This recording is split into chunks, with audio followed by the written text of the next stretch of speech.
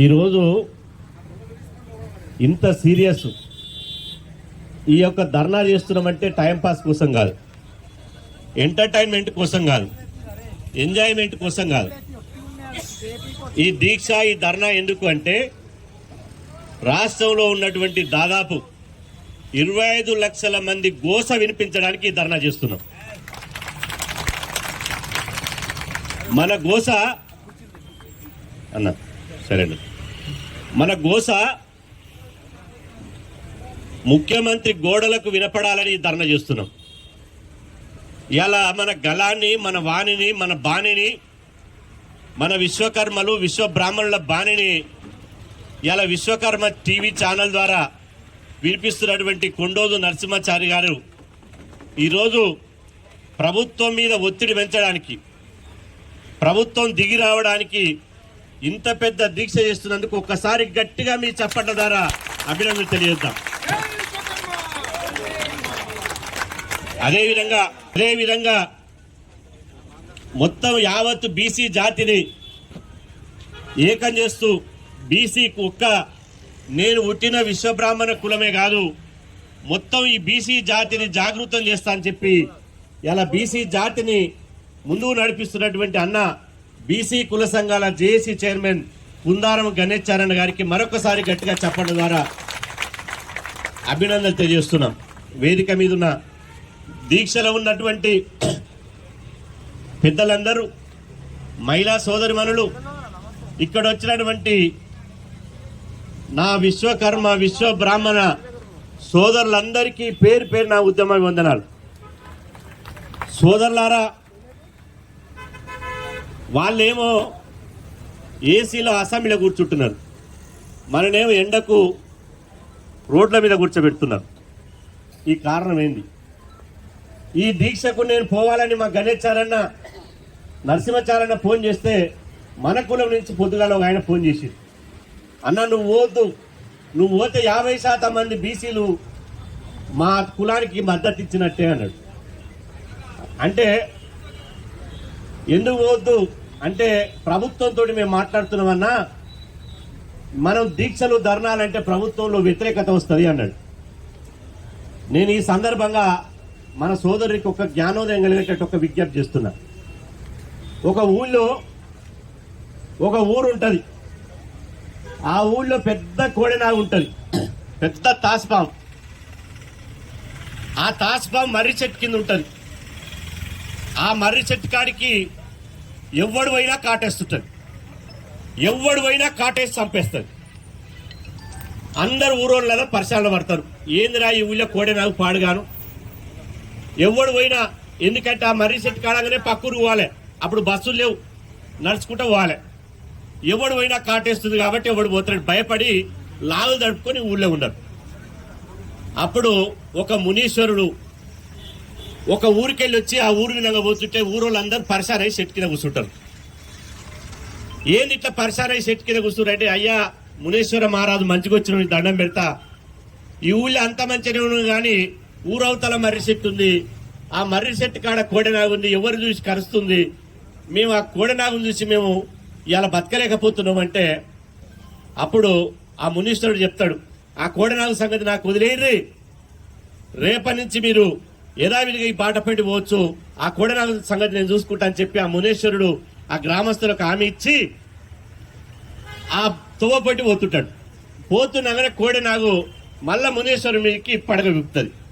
విప్పగానే మునీశ్వరుడు వెంటనే శాపం పెడతాడు, నువ్వు ఈ రోజు నుంచి నువ్వు ఎవ్వరిని గడిచినా, పామును కప్పను గడిచినా, మనిషిని గడిచినా, నువ్వు ఎవరు గడిచినా కూడా విషం ఎక్కదు, ఈ రోజు నుంచి నీ కంఠం నుంచి విషం తీసేస్తున్నా అని చెప్పి శాపం పెట్టి పక్క ఊరికి వెళ్ళిపోతాడు. పాము పరిశాన పడుతుంది, అరే అమ్మ విషం బాయ్, నాకు ఉన్నదే విషమే, ఇక విషం పోతే నా బతికెట్లా అని చెప్పి పరిశాన పడుతుంది.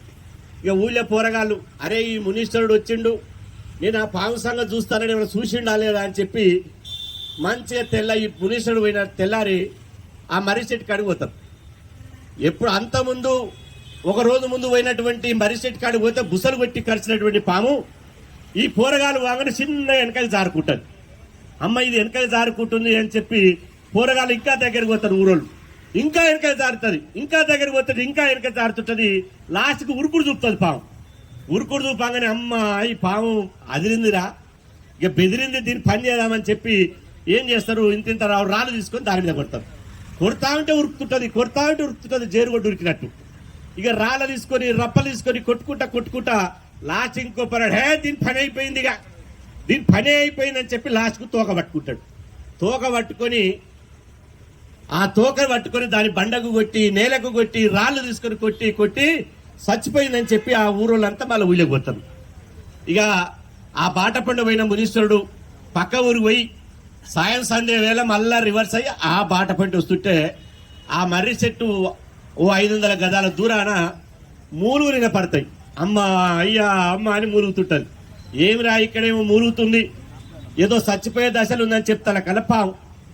అప్పుడు పాము దగ్గరికి పోయి, ఏమి నాగువాము నువ్వేమో ఇలా మూలుగుతున్నవేది అంటే, నాయనా నువ్వు చేసిన పుణ్యమే, నన్ను చూస్తే ఉత్సవోసుకునేటోళ్ళు, నన్ను చూస్తే భయపడేటోళ్ళు లాస్ట్కు నా తోక బట్టి కొట్టేకాడికి వచ్చిర్రు, నన్ను తోక బట్టి కొట్టి బండకేసి కొట్టి సంపెకాడికి వచ్చింది అని చెప్తాడు. అప్పుడు మునీశ్వరుడు, తిక్కనాగు పాము, నీకు విషం తీసేసిన సంగతి వాళ్ళకి చెప్పలేదు కదా, వాళ్ళు నీ దగ్గరికి వచ్చినప్పుడు బుసగొట్టాలని తెలియదా, వాళ్ళు నీ దగ్గరికి వచ్చినప్పుడు పడగ విప్పాలని తెలియదా, నీ ఆత్మరక్షణ కోసం, నీ బతుకును కాపాడడం కోసం, వాళ్ళ నుంచి రక్షణ కోసం కనీసం నువ్వు ఆత్మగౌరవ చర్యలు నువ్వు రక్షించుకోవడానికి పడగ విప్పి బుస కొట్టాలి కదా అని చెప్పి ఆ మునీశ్వరుడు అంటాడు. అప్పుడు నాగువాము నెత్తి గొక్కుని, నిజమే నువ్వు విషం తీసేసినావు కానీ నా పడగ విప్పడం తీయలే కదా, నేను బుసలు కొట్టడం తీయలే కదా, నన్ను నేను రక్షించుకోవడానికి బుసలు కొట్టి పడగ విప్పితే ఆ ఊరి జనమంతా నా దగ్గర రాకపోవు కదా అని చెప్పి ఆ నాగువాము అంటది. ఇవాళ నేనంటున్నా, ఇవాళ ప్రభుత్వం మారొచ్చు, ఆ దొరబోయి రేవంత్ రెడ్డి గారు రావచ్చు, కానీ మనం అప్పుడప్పుడు బుసలు కొట్టకపోతే, అప్పుడప్పుడు పడగ విప్పకపోతే, పాము లెక్క పారిపోతే ప్రభుత్వాలు రాళ్ళ తీసుకొని మన జాతిని అస్తిత్వంలో చేసే ప్రమాదం ఉంది అని చెప్పి సందర్భం తెలియజేస్తున్నా. మనం బుస కొట్టవలసిందే. ఎందుకు? అవతలని కరోడకం కోసం కాదు, మనం బతకడం, మనం పడగ విప్పవలసిందే. ఎందుకు? పడగ విప్పి ఎవరిని కాటేయడానికి కాదు, మన కులవు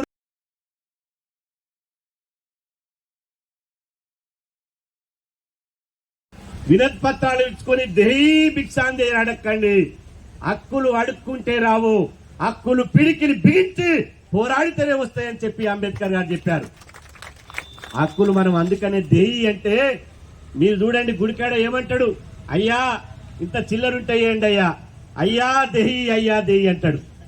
అది అవసరం లేదు. మనం అంబేద్కర్ గారు చెప్పినట్టు పోరాట మార్గాన్ని ఎంచుకోవాలి. ఎందుకు అంటే, నేను అంటున్నా, చాలా మంది సంఘాలు పెట్టుకుంటే, ఇక్కడున్న సోదరులందరూ, నా విశ్వకర్మ సోదరులందరూ ఆలోచన చేయాలి. సంఘాలు పెట్టుకునే సంఘం ఎందుకే మనకు అంటారు. నేను అంటున్నా, ఐఏఎస్ల సంఘం ఉంది కదా, ఐఏఎస్లే సంఘం పెట్టుకున్నాక మనకెందుకు సంఘం వద్దు? జడ్జీలు ఉన్నారు కదా, జడ్జీల సంఘం పెట్టుకున్నారు, వాళ్ళు పెట్టుకున్నాక మనం ఎందుకు పెట్టుకోవద్దు? ఎమ్మెల్యేలందరూ ఎమ్మెల్యేల ఫోరం పెట్టుకున్నప్పుడు మన సంఘం ఎందుకు పెట్టుకోవద్దు? నాయన, రేపటికి ముఖ్యమంత్రి పదవి కావాలని ధర్నాలు చేయాలి. మనం మాకు మంత్రి మండలిలో మంత్రికి అవకాశం రావాలని ధర్నాలు చేయాలి. ఇవాళ మన గొంతు వినిపించడానికి ఇవాళ ఇందిరా పార్క్ దగ్గర మనం ఇప్పటికి చాలా మంది తెలుసు, ఉప్పిడు ఉపాసం ఉండి ఆకలి దూపైనా ఇవాళ ధర్నాలు కూర్చున్నాం. ఇవాళ ఈ ప్రభుత్వంతో తాడో పేడో తేల్చుకోవాలని చెప్పి ఇక్కడ కూర్చున్నాం. ఎప్పటి నుంచో ధర్నా ఉందని చెప్పి 18 తారీఖు నాడు ధర్నా ఉందని చెప్పి మన పని బంద్ పెడితే, అన్ని పనులు బంద్ పెట్టి హైదరాబాద్కు వస్తే, హైదరాబాద్కు వచ్చిన తర్వాత కుర్చీలలో కూర్చొని భోజనం చేసిపోదామా? హైదరాబాద్కు వచ్చినాక మన వాణిని బాణిని ప్రభుత్వానికి వినిపించి మన డిమాండ్లు పరిష్కారం చేసుకుని పోదామా? ఒక్కసారి ఆలోచన చేయాలని చెప్పి మన సోదరులకు నేను విజ్ఞప్తి చేస్తున్నా. ఒక్కసారి ఆలోచన చేయండి. మన గొంతును అసెంబ్లీ వినిపించడానికి ఎవడన్నా మన జాతి నుంచి మధుసూదన్ చారి గారు పోయిన తర్వాత ఇవాళ ఒక ఎమ్మెల్యే ఉన్నాడా? 119 మందిలా పంచ కులాలు. నేను అంటున్నా, విశ్వబ్రాహ్మణులు లేకపోతే ఈ విశ్వమే లేదు. నేను ఛాలెంజ్ చేస్తున్నా, విశ్వబ్రాహ్మణులు లేకపోతే ఈ విశ్వమే లేదు, ఈ సమాజమే లేదు. మన చెమట చుక్కల ద్వారా మన రక్తాన్ని ఎరువుగా చేసి మన రక్తాన్ని దారపోస్తే ఈ సమాజం బతుకుతుంది. నేను అంటున్నా ఇక్కడ వచ్చారు, నేను అప్పటి నుంచి వేదిక మీద కూర్చొని చూస్తున్నా ఎవరికన్నా మెడలో ఒక 5 తులాల బంగారం ఉందని. మీరందరేమో ఇక్కడ హైదరాబాద్ లో గోల్డ్ మెడల్ అని తిరుగుతున్నారు, పెద్ద పెద్ద బంగారు గొలుసులు వేసుకొని బర్రె గొలుసులు వేసుకున్నట్టు వేసుకొని తిరుగుతున్నారు. కానీ గోల్డ్ మెడల్ చేసింది మనం, ఇవాళ పెళ్లిళ్ళ పేరెట్ల ఫంక్షన్లకు బంగారం చేసింది మనం, ఒక్కొక్కరి ఇంట బిర్వాల కొద్ది బంగారాలు చేసి నగలు చేసింది మనం. కానీ ఒక్కరి మెడకు 5 తులాల బంగారం లేదు. అక్కడ మా అక్కలు ఉన్నారు, వాళ్ళకన్నా ఏమన్నా మంచి పట్టు ఏమైనా వడ్డారాలు లేకపోతే ఇంకేమన్నా 10 తులాల గొలుసులు గిలుసులు చూసిన వాళ్ళ మెడలు కూడా పుస్తకాలు తప్ప ఇంకేం లేదు. అంటే నేను అంటున్న ఈ ప్రభుత్వానికి పాలకులకు కళ్ళు ఉంటే నా విశ్వకర్మల యొక్క జీవన స్థితి ఈ యొక్క బాధలు ఇందిరా పార్క్ వచ్చి చూస్తే తెలుస్తాయి అని చెప్పి సదనం గుర్తు చేస్తున్నా. ఇవాళ విశ్వకర్మలం కర్రు చేసింది మనమే, గొర్రు చేసింది మనమే, నాగలు చేసింది మనమే, వంట పాత్రలు చేసింది మనమే, బంగారం చేసింది మనమే. ఈ సమాజానికి ఇవాళ ఇన్ని రకాలుగా సేవలు చేస్తే మా నల్లగొండ జిల్లా మునుగోడు నియోజకవర్గంలో కొండాపురం అనే విలేజ్ లో నా విశ్వకర్మ సోదరులు ఇవాళ గిట్టుబాటు లేక, పని లేక, వృత్తి లేక, కుటుంబాన్ని బతికించుకోలేక ఇజ్జత్కే ఇవాళ ఎవరైనా పక్కింటికి పోయి అడుకోవాలంటే ఇజ్జత్ పాటబడి నేను ఇంత మంచి బతికి పక్కింట్లో ఎట్లా అడుక్కోవాలని చెప్పి బంగారంలో కలిపేటువంటి దాన్ని ఏమంటారో నాకు తెలియదు కానీ సైరను తాగి చనిపోయినటువంటి దుర్మార్గమైనటువంటి పరిస్థితి. దీనికి కారకులు ఎవరో ఆలోచన చేయాలి. ఖమ్మం జిల్లాలో ఒకరు చనిపోయారు, సిద్దిపేట జిల్లాలో చనిపోయారు, సంగారెడ్డిలో జిల్లా చనిపోయారు. ఎందుకు మనం చనిపోవాలి? ఏం బాధ వచ్చింది మనం చనిపోవాలి? ఒక్కసారి గుర్తుపెట్టుకోండి. ఈ తెలంగాణ కోసం అందుకోర గుత్పందుకో ఈ దొంగల ధర్మేటందుకు అన్న చెప్పినటువంటి మా రోజు వీరన్న మన జాతి బిడ్డడే కదా అని చెప్పి నేను అడుగుతున్నా. మా రోజు వీరన్న లేకపోతే తెలంగాణ ఉద్యమం ఉన్నదా అని నేను అడుగుతున్నా. అదే విధంగా ఈ దొరలకు అగ్గిపెట్టలు దొరకపోతే దొంగ డ్రామాలు, దొంగ దీక్షలు చేస్తే నా చావుతోటైనా తెలంగాణ వస్తుంది, నా చావుతోటైనా తెలంగాణలో 4 కోట్ల మంది పట్టడన్నందిని ఆత్మగౌరవంతో బతారని చెప్పినటువంటి నా కాసో శ్రీకాంచారి త్యాగం వల్లనే తెలంగాణ రాష్ట్రం వచ్చింది. ఇంత త్యాగం చేస్తే తెలంగాణ వస్తే, తెలంగాణ వచ్చినాక మనకేమొచ్చింది? తెలంగాణ వచ్చినాక ఏమొచ్చింది? ఇందిరా పార్క్ దగ్గర ధర్నాలు తప్పలే, దీక్షలు తప్పలే. ఇవాళ ఒక్కసారి గుర్తుపెట్టుకోండి, ఇవాళ దీక్ష చేయవలసిన అవసరమే వచ్చింది. ఒక్కసారి గుర్తుపెట్టుకోండి. నేను చివరిగా చెప్తున్నా, చివరిగా అంబేద్కర్ గారు చెప్పారు, నీ కోసం జీవిస్తే నీలోనే నిలిచిపోతావు, జాతి కోసం జీవిస్తే చరిత్రలో నిలిచిపోతామని చెప్పి అంబేద్కర్ గారు చెప్పారు. మనం మన కోసం కాదు, జాతి కోసం జీవించాలి, మన కులం కోసం జీవించాలి. ఆడు దొంగ బంగారం అమ్ముతుండని చెప్పి మనం అరెస్ట్ చేస్తే కూర్చుంటామా? జట్టు కట్టాలి, దండు కట్టాలి, అందరం ఏకం కావాలి. వాడు దొంగ బంగారం అనేది, మంచి బంగారం అనేది ఏమైనా సర్టిఫై చేసిరా, ఏమైనా ముద్ర కొట్టిరా? ఒకటి నేనే ఉన్నా, నా తల్లి హాస్పిటల్ ఉంది, నా మీద బంగారం ఉంది.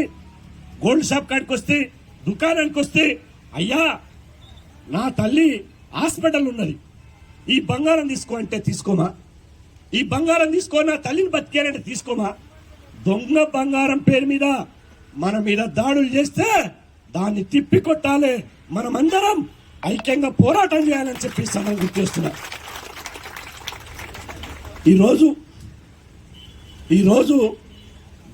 జీవో నెంబర్ ఎంతన్నా 60 గణేశారన్న నేను కట్ట కొడితే 40 రకాల కట్టెలు కొడితే ఆ కట్టెలు కొట్టొద్దని జీవో ఇచ్చారు.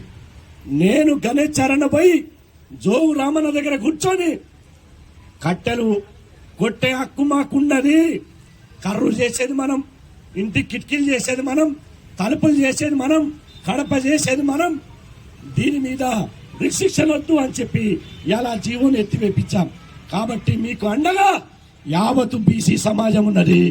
మీకే కష్టం వచ్చినా, మీకెన్ని దుఃఖాలు వచ్చినా, మీకెన్ని కష్టాలు వచ్చినా మా కొండ నరసింహాచార్య ఉన్నాడు, వారు కాకపోతే గణేశాచార్య ఉన్నాడు. మీకు సంపూర్ణంగా యావత్ బీసీ సమాజం నుంచి మేము ఉన్నాము అని చెప్పి సదనం గుర్తు చేస్తున్నా. నేను కొండోజనకు చెప్తున్నా, ఇది జలకిచ్చడం అయిపోయింది ప్రభుత్వానికి.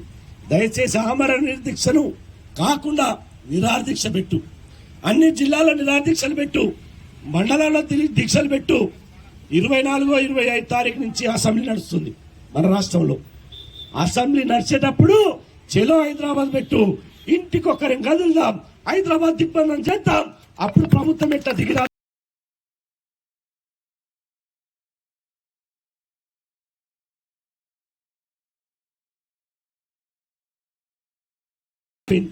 ఎన్నికలు వచ్చినాయి. మనం ఇప్పటికే 2 స్టంట్లు పడ్డాయట పాపం. పక్కన కూర్చోనన్నా నేను